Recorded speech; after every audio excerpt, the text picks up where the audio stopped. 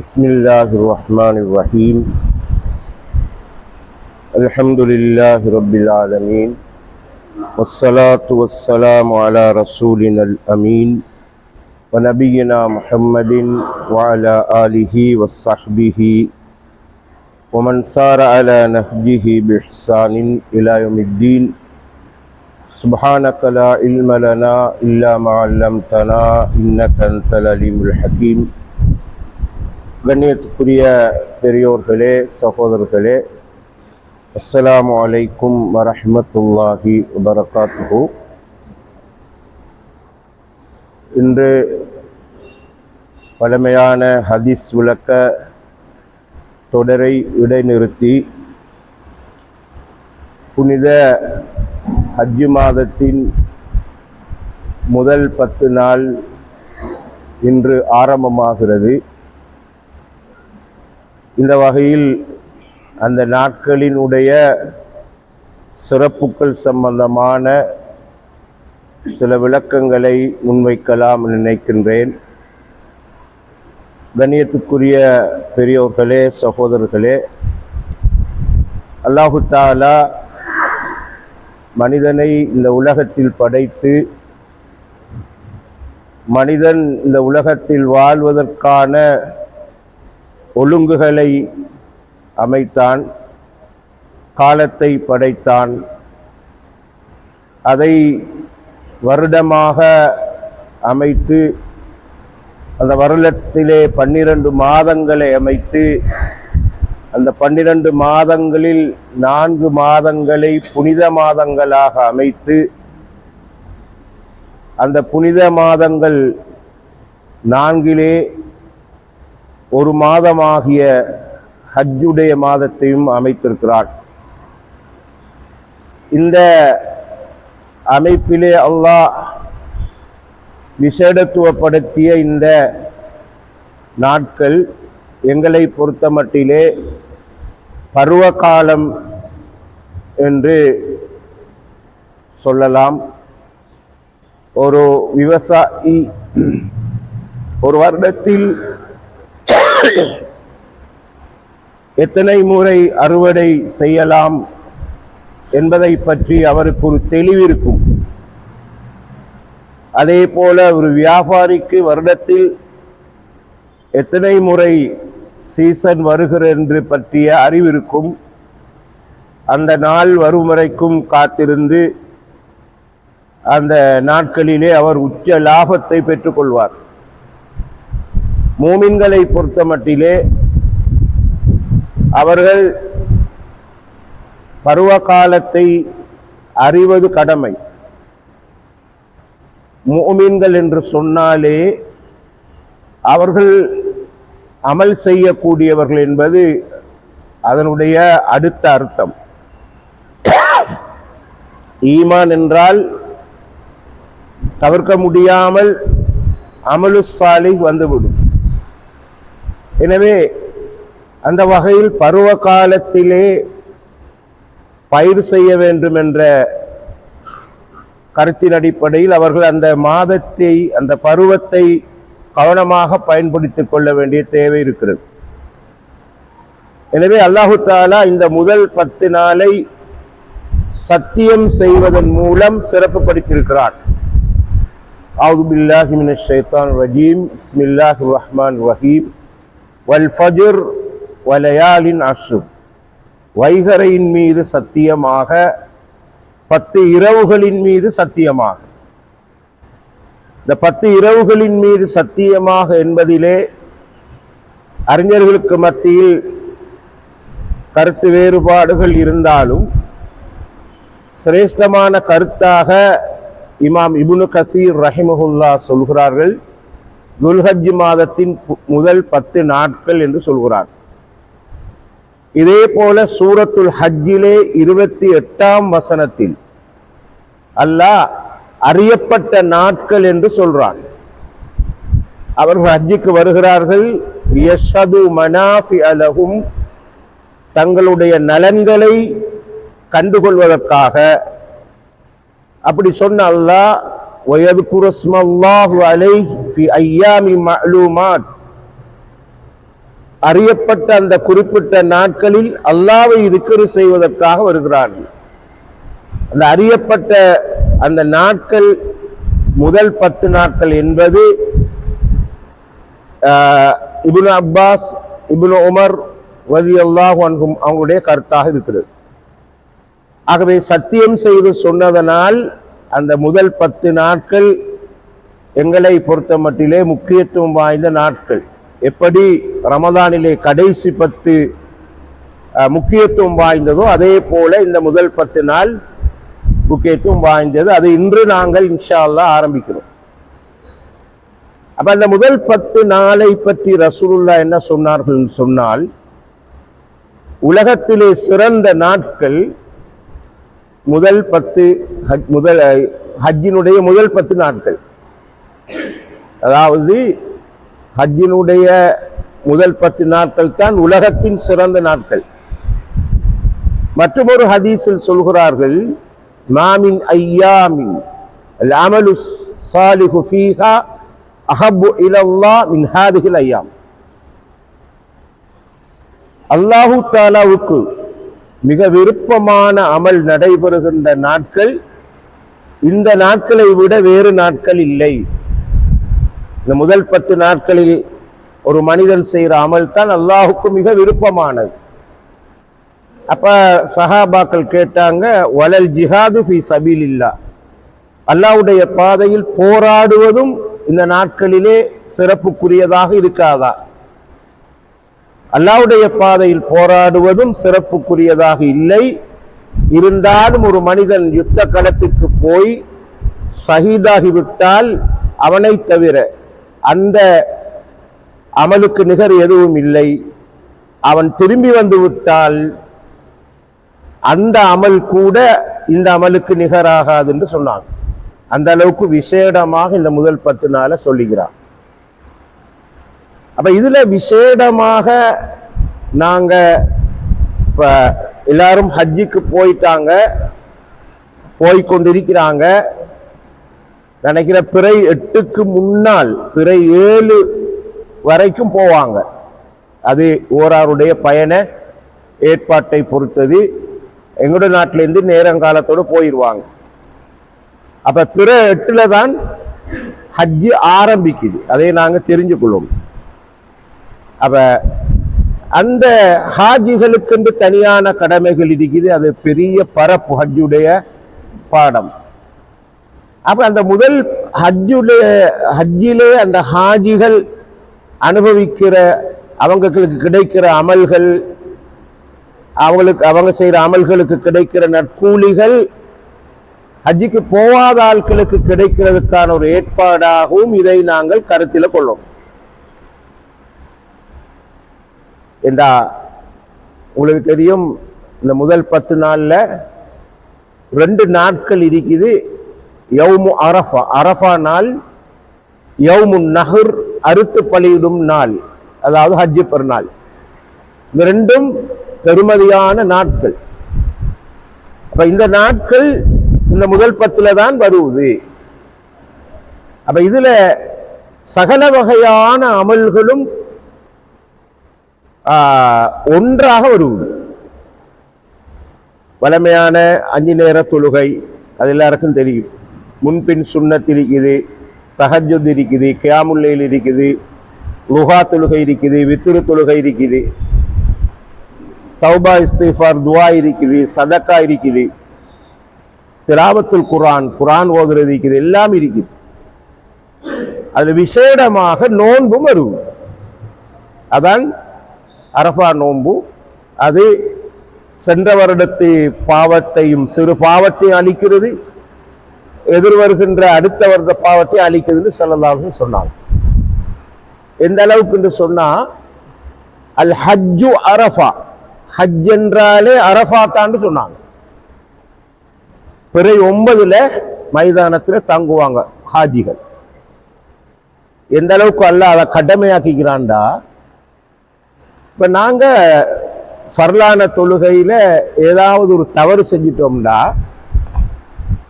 சில தவறுக்கு சஜதா சஹு செய்வோம், 2 சஜதா செய்வோம்.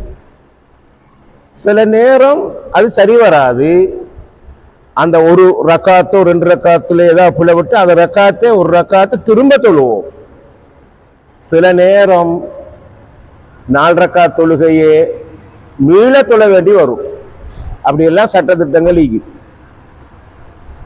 ஹஜ்ஜை பொறுத்த மட்டும் ஒரு ஆள் மினாவுல பிற 8ல மினாவுல போய் தங்குவார். அப்ப அப்படி தங்குறதுக்கு அவருக்கு சந்தர்ப்பம் கிடைக்கலன்னு சொன்னா அந்த அவர நிலைமைக்கு ஏற்ப சட்டங்கள் மாறி அவர் ஒரு ஆட்டை அறுத்து பலி கொடுத்துட்டா ஓகே சரியாயிரும். ஆனா 9ல ஒரு ஆள் அரஃபா மைதானத்துல தங்க இல்லைண்டா அவருக்கு ஹஜ்ஜே இல்லை. அடுத்த வருஷம் தான் ஹஜ்ஜி செய்யணும். எப்படி இந்த தொழுகையில 4 ரக்காத்தை திரும்ப தொழணுமோ அதே மாதிரி அரஃபாவில் ஒரு ஆள் தங்க இல்லைண்டா, அரஃபாவில் தங்க இல்லைண்டா ஹஜ்ஜி இல்லை, அடுத்த வருஷம் தான். எனவே தான் நோயாளிகளை கூட சில நேரம் சவுதி நாட்டு அரசாங்கத்தினால ஹெலியில கொண்டு வந்து நிப்பாட்டி கொஞ்ச நேரம் வச்சுக்கிட்டு இருந்து கொண்டு போவாங்க. அந்த அவருக்கு ஹாஜியா இருந்திருப்பாரு, சோமிலாமைக்கும் அந்த ஹஜ்ஜு சேர்றதுக்காக இப்படி செஞ்சுட்டு கொண்டு போவாங்க.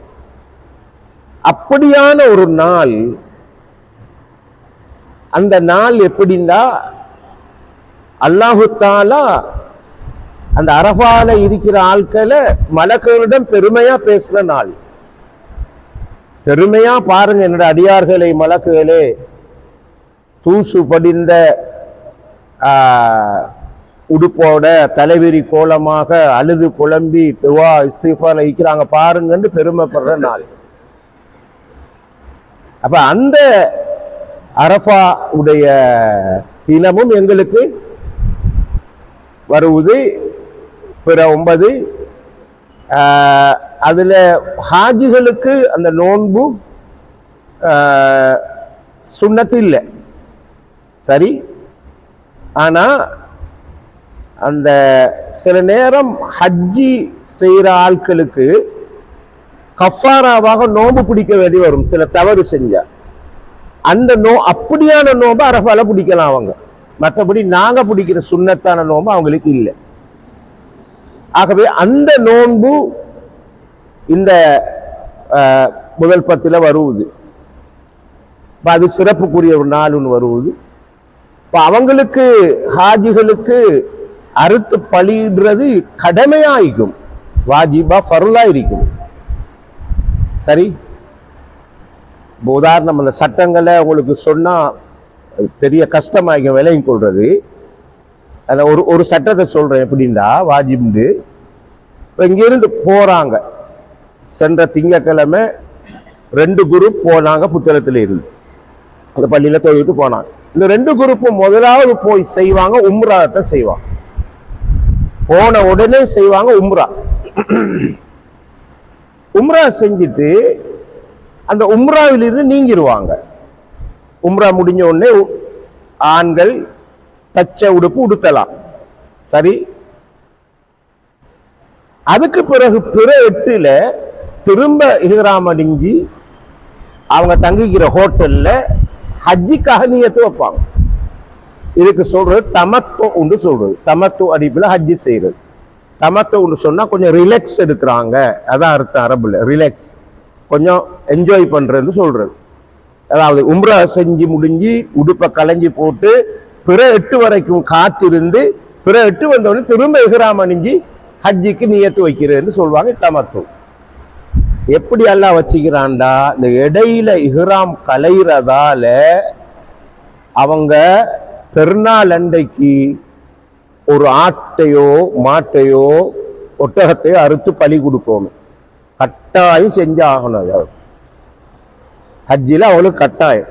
ஏன் இடையில நீங்க இஹ்ராம் கலைஞ்சீங்க, இது ஒரு உதாரணத்துக்கு சொல்றேன். ஆனா அந்த அறுத்து பலிடுறது எங்களை பொறுத்த மட்டும் ஃபர்த தரத்துல இல்லை, சுன்னத். சில அறிஞர்கள் வாஜிப்னு சொன்னாலும் ஒரு எல்லாராலும் ஏற்றுக்கொள்ளப்பட்ட கருத்து, வலியுறுத்தப்பட்ட சுன்னத் எங்களுக்கு உதுகியா.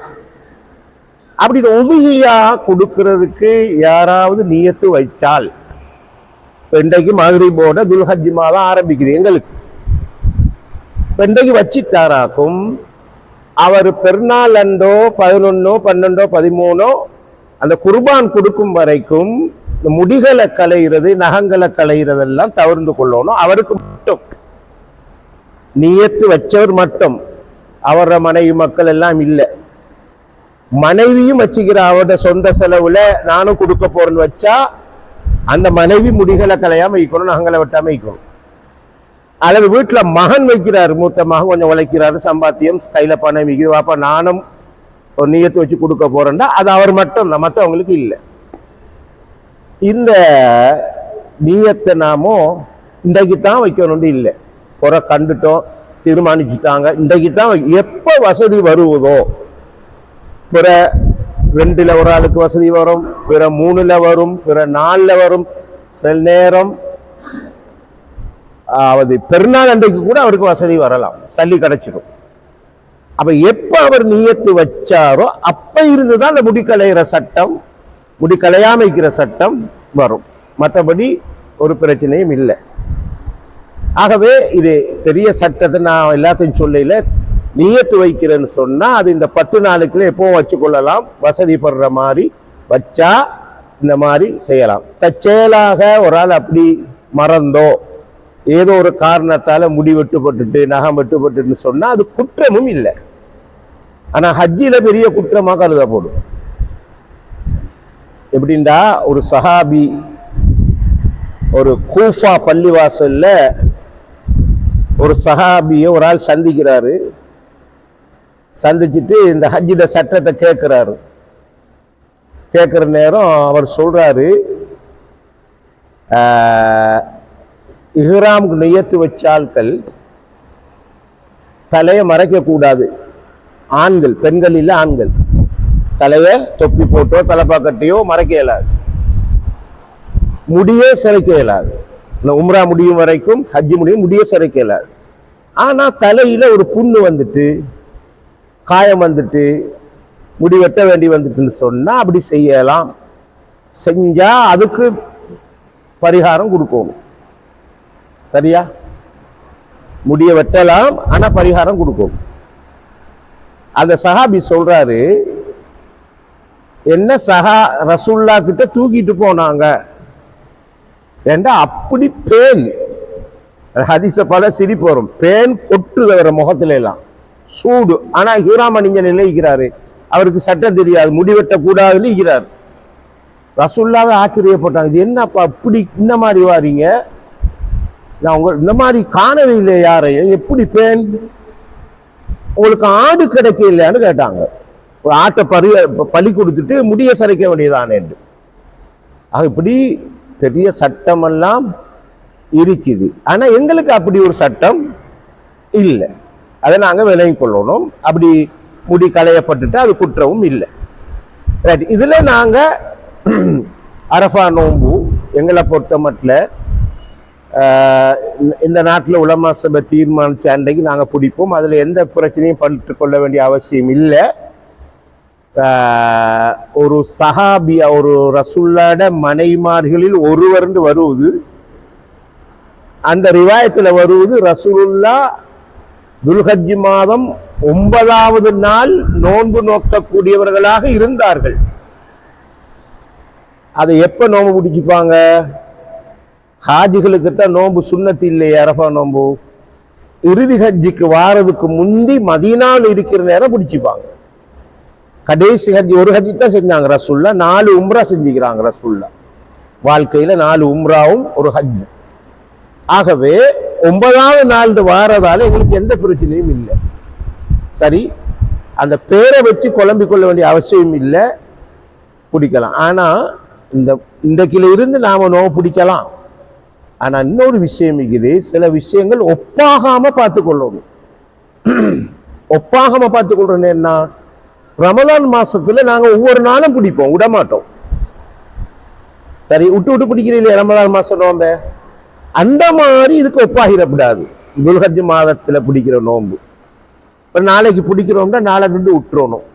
ஒரு அப்படி பிடிக்கிறது ஹராமான நாட்கள் இல்லை, ஹலால நாட்கள் தான். ஆனா ஒப்பாக கூடாது. ஆனா வலியுறுத்தப்பட்ட சுண்ணத்தாகிய அரஃபா நாள் நோம்பை மட்டும் நாம விட்டுறக்கூடாது. அந்த நோம்பை நாம பிடிச்சு கொள்ளணும். மற்றபடி எல்லா அமல்களையும் கூடுதலா நாம செய்யணும். அது வித்தியாசமா விசேடமா அமல்னு சொன்னா இந்த உல்ஹியா அரஃபா நோம்பு தான் இருக்கு. அத்தோட விசேடமாக மூணாவது செய்கிற அமல் லா இலாஹ இல்லல்லாஹ் அல்ஹம்துலில்லாஹ் அல்லாஹு அக்பர் சுப்ஹானல்லாஹ் கூட சொல்லணும். நம்மளுக்கு எந்த அளவு சொல்லணுமோ அந்த அளவுக்கு சொல்லணும். ஃபஅக்ஸிரு ஃபீஹின்ன என்று சொன்னாங்க. இந்த திக்ருகளை அதிகமாக சொல்லுங்கன்னு ஸல்லல்லாஹு சொல்லி, அது நீங்க எங்கே இருந்தாலும் சொல்லுங்க. திக்ரு ஓதப்படுறது ஹராமான இடங்கள் இருக்குது. நாங்க மலசல கூடத்துக்கு போனால் ஓத மாட்டோம். அது தவிர உள்ள அசுத்தமான இடங்கள் நாம் அசுத்தமா இருந்தா ஓத மாட்டோம். மற்றபடி எங்கேயும் இதை அதிகமா ஓதுங்க. எங்களுக்கு தக்பீர் சுன்னத்தாக்கப்பட்டிருக்குது. ஹாஜிகளுக்கு தல்பியா சுன்னத்தாக்கப்பட்டிருக்கு. தல்பியா ஓதுவாங்க. எப்போ தல்பியா ஓதுவாங்கண்டா இந்த ஃப்ளைட்ல போற நேரம் நீயத்து சொன்ன உடனேயே லப்பைக் அல்லாஹும் லப்பைக்குன்னு அதை ஸ்டார்ட் பண்ணுவாங்க. லப்பைக்குன்னா வந்துட்டேன், யா அல்லாஹ் உன்னை நாடி வந்துட்டேன். ஹஜ்ஜில தத்துவமா நிறைய இருக்குது, நான் சொல்ல இல்லை. இந்த முதல் 10 நாட்கள் என்ன செய்யணுன்ற விஷயத்தை தான் அங்கே நான் உங்களுக்கு ஒரு சுருக்கமாக வச்சுக்கிறேன். எனவே இதில் நாங்கள் இயன்ற வரைக்கும் அமல்களை கூட்டிக் கொள்வது, தர்மம் செய்கிறது, இந்த நோம்பை பிடிச்சு கொள்வது, குர்பானி கொடுக்கறதுக்கு அடுத்தது அரசாங்கத்தில் சட்டமெல்லாம் இருக்குது, அதை அனுசரித்து இயன்ற வரைக்கும் நாங்கள் நேர காலத்தோடு கொடுக்கறது நல்லம். குர்பானியை அது வருஷத்தில் ஒரு முறை நாங்கள் செய்கிறோம். அல்லாஹ் மார்க்கத்தின் அடிப்படையில் வணக்கமாக கருதி செய்யணும். எனவே இந்த விஷயங்களை கவனத்தில் கொண்டு இன்று முதல் நாங்கள் இந்த அமல்களை செய்கிறதுக்குரிய ஆயத்தங்களை செய்ய வேண்டும் என்று சுருக்கமாக ஒரு விளக்கத்தை உங்களுக்கு தந்திக்கிறேன். ஞாபகம் ஊட்டல் தான் இதில் பெரிய பெரிய விளக்கம்லாம் ஈக்குது. ஆனால் அமல் செய்கிறது எதுக்குண்டா முதலாவது ஈமான் இருக்கிறதுக்கு அடையாளம் அதுதான். என்னட்ட ஈமான் இருக்கிறதுக்கு அடையாளம் நான் அமலை கூட்டிக் கொள்ளணும். ரெண்டாவது அல்லாஹ் போட்டி போட சொல்ற விஷயம் எதுண்டா அமல்ல தான் போட்டி போடும். ஃபஸ்தபிகுல் கைராத், நன்மையான விஷயங்களில் போட்டி போட்டுக் கொள்ளுங்கள்னு சொல்றான். ரெண்டாவது. மூணாவது, நன்மை தீமை நிறுக்கும் தராசுல பாரம் கூடணும், அமல்கள் கூடணும். எனவே அதிகமாக செய்ய வேண்டி. ஃபஅம்மாமன் ஸகுலத் மவாஸீனு, யாருடைய நன்மையின் தட்டு கனதியாகியதோ அவர் திருப்திகரமான வாழ்க்கையில் இருப்பான் குர்ஆன் சொல்வதால அந்த வகையிலும் எங்களுக்கு அமல் இந்த முதல் 10 நாளில் முக்கியத்துவம் பெறுகிறது. எனவே இயன்ற வரைக்கும் நாங்களும் அமல் செஞ்சு என்னோட குடும்பத்தாரை அமல் செய்ய தூண்டணும். இதெல்லாம் ஈமான் நல்லா குறைஞ்சி போகிற காலம், ஈமானுக்கு சவால் நிறைய வார காலம்.